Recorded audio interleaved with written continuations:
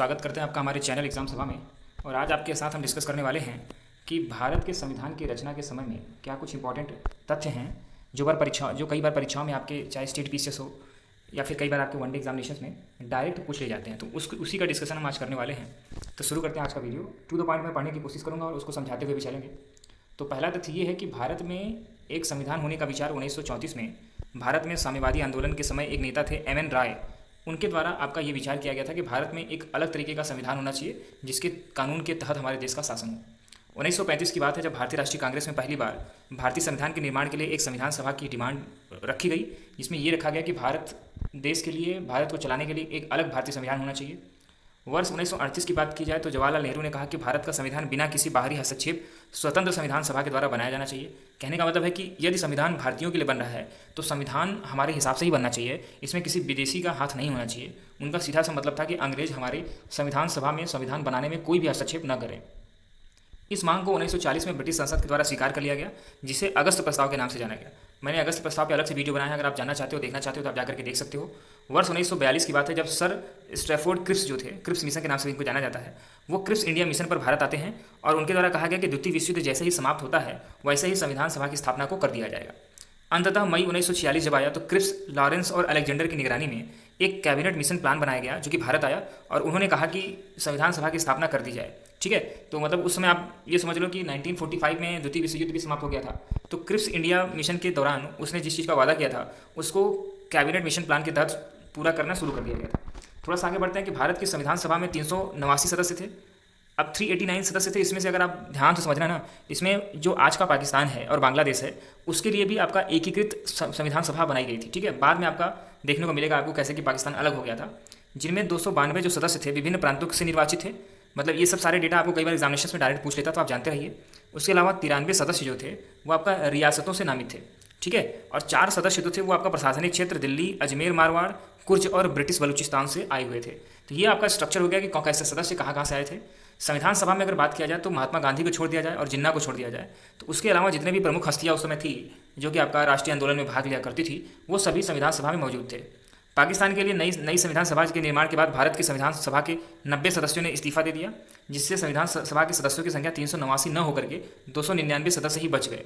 अब यहाँ से सीधी बात स्पष्ट होती है कि जब संविधान सभा बना था तो उसमें पाकिस्तान, बांग्लादेश, भारत, ये सारा रीजन जो था वो एक में ही बन रहा था। लेकिन जब आपका देश का विभाजन हो गया, संविधान सभा बनी रही, तो उस समय क्या हुआ कि 90 सदस्य जो कि इन क्षेत्रों से आते थे उन्होंने इस्तीफा दे दिया।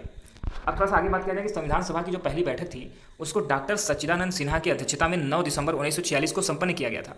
अब मैं ये गारंटी देता हूँ, कई बार एग्जामिनेशन में आपसे डायरेक्ट क्वेश्चन पूछा जाता है कि जब संविधान सभा की पहली बैठक हुई थी तो किसकी अध्यक्षता में हुई थी और कब हुई थी। तो आप ध्यान रखिएगा, डॉक्टर सच्चिदानंद सिन्हा की अध्यक्षता में हुई थी और 9 दिसंबर 1946 को ये आपका काम हुआ था। वह केवल अस्थायी सदस्य अध्यक्ष थे। कई बार आपसे पूछा जाता है कि सच्चिदानंद मतलब संविधान सभा के पहले अस्थायी सदस्य कौन थे, तो आपको जानना चाहिए कि सच्चिदानंद सिन्हा की बात की जा रही है और उनकी जगह पे डॉक्टर राजेंद्र प्रसाद और एच.सी. मुखर्जी को 11 दिसंबर 1946 को क्रमशः संविधान सभा के स्थायी अध्यक्ष और उपाध्यक्ष के तौर पे उनको शपथ दिलाई गई या फिर उनके तौर पर उनको स्वीकार किया गया। कहने का मतलब है कि अगर स्थायी सदस्य की बात किया जाए तो राजेंद्र प्रसाद पहले स्थायी सदस्य थे संविधान सभा के। ठीक है, अब अगर बात किया जाए उपाध्यक्ष कौन था तो एच.सी. मुखर्जी संविधान सभा के पहले उपाध्यक्ष थे। ठीक है, बी.एन. राव की अगर बात किया जाए तो संविधान सभा का सलाहकार उनको नियुक्त किया गया, बी.एन. राव को नियुक्त किया गया। संविधान सभा 4 नवंबर 1948, 15 नवंबर 1948, 14 नवंबर 1949 को संविधान के 3 प्रारूप प्रस्तुत किए गए। ये डेट आप याद रखिएगा कि संविधान सभा के स्ट्रक्चर या प्रारूप जो है वो किन किन डेट को आपको प्रस्तुत किए गए थे। और संविधान सभा में अनेक परिवर्तन के बाद संविधान सभा ने 26 नवंबर 1946 को संविधान को स्वीकार कर लिया था। ठीक है, अब कभी आपसे पूछा जाए कि संविधान को स्वीकार कब कर लिया गया था, तो 26 नवंबर 1949 को संविधान को स्वीकार कर लिया गया था। लागू करने की बात जो है वो आपका अलग अलग डेट में अलग अलग आर्टिकल्स को, अलग अलग चीज़ों को लागू किया गया, तो वो अलग बात है।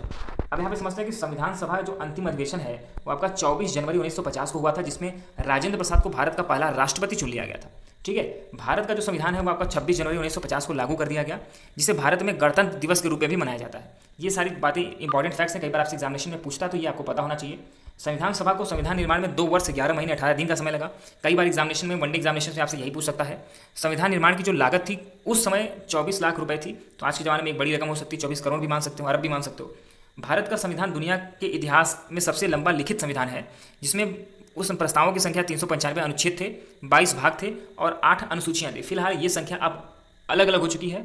अभी मैं इसको अलग से अपडेट वीडियो बना दूंगा। अभी हमारा कॉन्स्टिट्यूशन का पूरा आपका वीडियो आएगा, तो उसमें प्लेलिस्ट में आप देख सकते हो। उस समय आपका 395 अनुच्छेद, 22 भाग और 8 अनुसूचियां बनाई गई थी। आज भारतीय संविधान की बात किया जाए तो इसमें 25 भाग हैं, 12 अनुसूचियां हैं, 5 परिशिष्ट हैं, 122 संशोधन हो चुके हैं और अभी वो बढ़ता रहेगा। जिसमें वीडियो रिकॉर्ड कर रहा हूँ उस पर ये बात कर रहा हूँ। ये सारी चीज़ें बढ़ती रहेंगी, इसको आप अपडेट करते रहना। इस लाइन की कोई गारंटी नहीं है, ठीक है। और 464 अनुच्छेद हैं। अब भारतीय संविधान की प्रकृति की अगर बात किया जाए तो ये आपका अर्धसंघीय है, मतलब कि क्वासी आपका फेडरल है।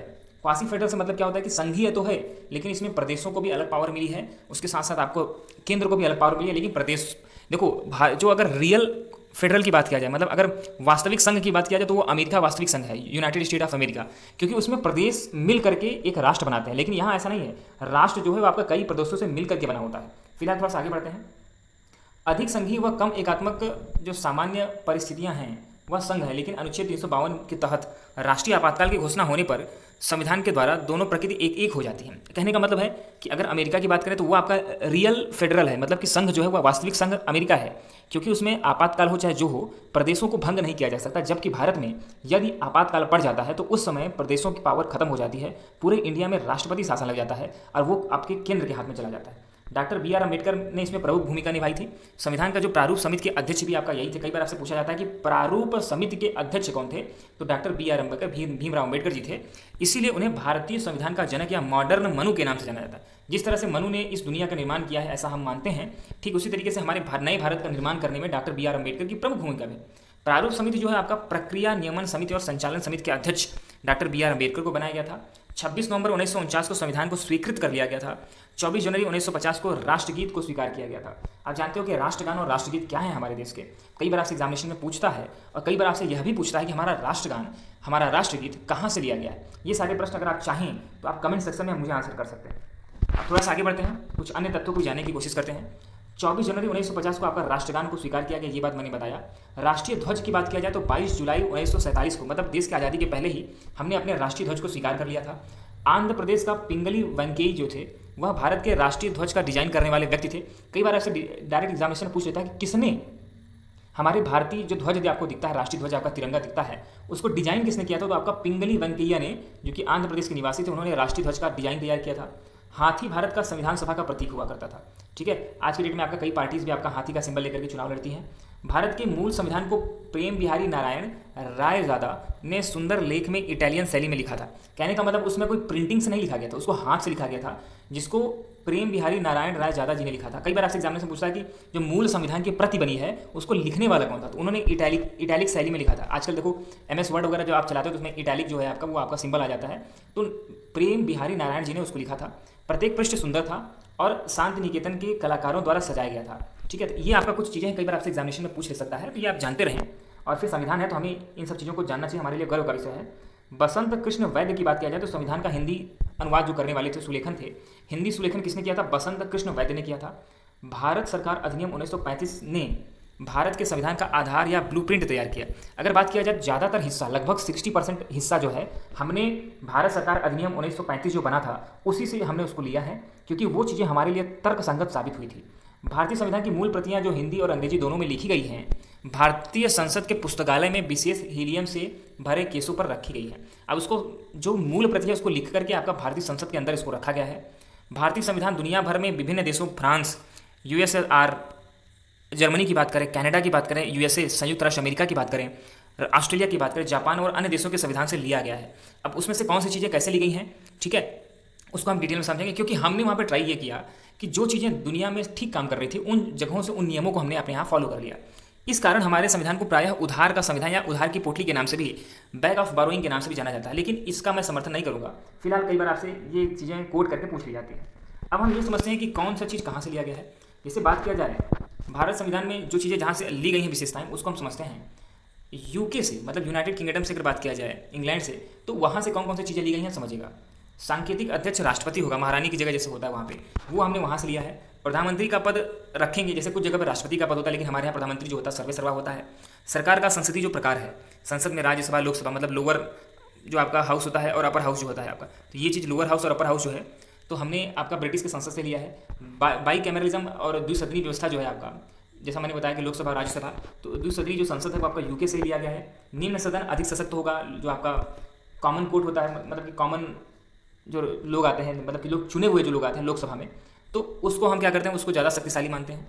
एकल नागरिकता होगी, मतलब कि कोई भी सिटीजन हमारे यहाँ की नागरिकता ले सकता है। अगर बाहर की नागरिकता लेता है तो यहाँ से आपकी नागरिकता को समाप्त करना पड़ेगा। लोकसभा के अगर अध्यक्ष की बात किया जाए तो उसकी व्यवस्था की गई है। मंत्रियों के कैबिनेट की व्यवस्था की गई, जैसे इसमें लोकसभा के अध्यक्ष ओम बिरला जी हैं, इससे पहले सुमित्रा महाजन थी। तो मंत्रियों में कैबिनेट की व्यवस्था आपका हमने इंग्लैंड से लिया है, यूके से लिया है। यूएसए के संविधान से अगर बात किया जाए तो हमने लिखित संविधान, पहली बार दुनिया में सबसे प्राचीन लिखित संविधान आपका यूएसए का ही था। उन्होंने ही हमें, पूरी दुनिया को एक सीख दी कि संविधान लिख करके हम शासन चला सकते हैं। उपराष्ट्रपति और राज्यसभा का पदेन अध्यक्ष होता है, वो आपका हमने यूएसए से ही लिया है। मौलिक अधिकार जो आप देखते हो, ठीक है, जो हमें अधिकार प्राप्त हैं, वो आपका हमने अमेरिका से ही लिया है। सर्वोच्च न्यायालय सुप्रीम कोर्ट हमारे देश में होगा, उसकी व्यवस्था भी हमने यूएसए से ही ली है। राज्यों का प्रावधान मैंने पहले ही बताया कि दोनों ही आपका क्या है, फेडरल स्ट्रक्चर है, मतलब यूएसए भी इंडिया भी संघीय व्यवस्था दोनों जगह है।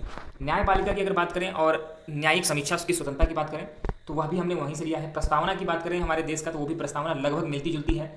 उच्चतम न्यायालय और उच्च न्यायालय के जो आपका न्यायाधीशों को हटाने की प्रक्रिया है, उसको हमने आपका यूएसए के संसद से लिया है।